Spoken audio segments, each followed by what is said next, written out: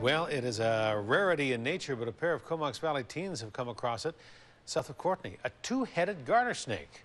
Experts say the snake should have died within days of being hatched, but this two-headed islander is doing just fine. The teens, though, aren't sure what they should be doing with it. A-News reporter Gord Kurbis takes a look. No, your eyes are not playing tricks on you. This snake does actually have two heads and two sets of eyes and two working tongues. Part of a unique creature recently discovered south of Courtenay.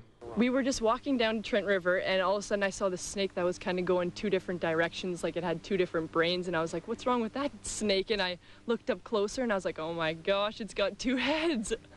When they were much younger, Carly and Matt independently had some fascination with snakes, but now this rare find has rekindled that interest, and then some. Both heads are totally healthy, and both have the tongues that come out sometimes at the same time. Since it has two different heads, it has two different brains and thinks differently, so one thinks to go this way and the other thinks to go that. It's very rare for two-headed snakes to live much past the birth stage, but this one's been surviving and getting bigger for the past 2 weeks. He, or they, or it, even has a name. We wanted to name him two different names, but we kind of just started calling him Snaky, and it was easy.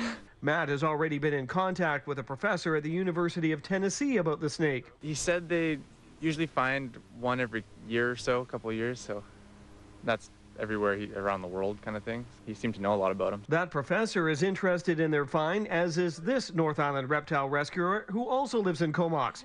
Natalie Ramsey has never seen a two-headed snake herself, but would love to meet it. Them. Most snakes that are born with two heads don't make it past the egg stage. They hatch and die, or they're just dead in the egg. So to see a live one is pretty special. You'd like to see this one? Yes. Who wouldn't?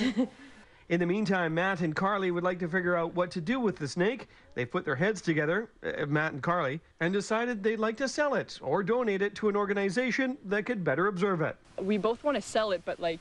Or give it to a university to Or study give it to a something. university for studies or anything, if anyone wants to contact us. If you have some input on the matter, Carly would like to hear from you.